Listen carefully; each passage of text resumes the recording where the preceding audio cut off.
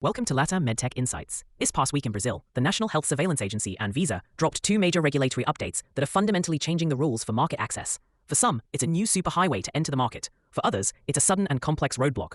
First, the big opportunity. ANVISA announced a new Reliance pathway. This allows for an accelerated registration process for Class 3 and 4 medical devices that already have approval from a recognized international authority, specifically those who are official members of the Medical Device Single Audit Program, or MDSAP. This includes the USA, Canada, Australia, and Japan. ANVISA data from early adoption shows this can reduce technical review times by a staggering 80%. This is a massive game changer, potentially cutting months or even years from the go-to-market timeline for eligible companies. However, this new shortcut comes with a significant new toll. Simultaneously, ANVISA published a new resolution, RDC 848, which completely overhauls the essential safety and performance requirements for all medical devices. The new rules are now fully harmonized with the International Medical Device Regulators Forum, or IMDRF, global guidelines. This means the technical checklists and documentation standards have become far more stringent and aligned with top global benchmarks. The bottom line is that while the review process might be faster for some, the entry exam is now significantly harder for everyone.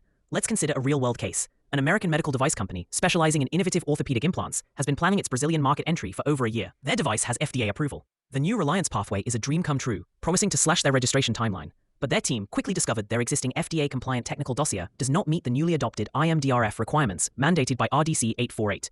They now face an urgent and resource-intensive project to conduct a gap analysis, rewrite their essential requirements checklist, and gather new performance data before they can even think about submitting through the new, faster pathway. This situation creates a clear challenge. Companies cannot simply take their existing international documentation and expect a quick approval in Brazil. They must proactively adapt to this new, higher standard of compliance.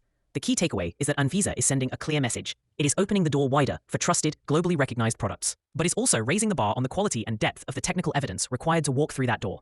Navigating these dual changes requires both local expertise and a global perspective. For help understanding how these new Brazilian regulations affect your products, you can email us or visit our website. Contact Pure Global at info@pureglobal.com or visit us at https:/pureglobal.com.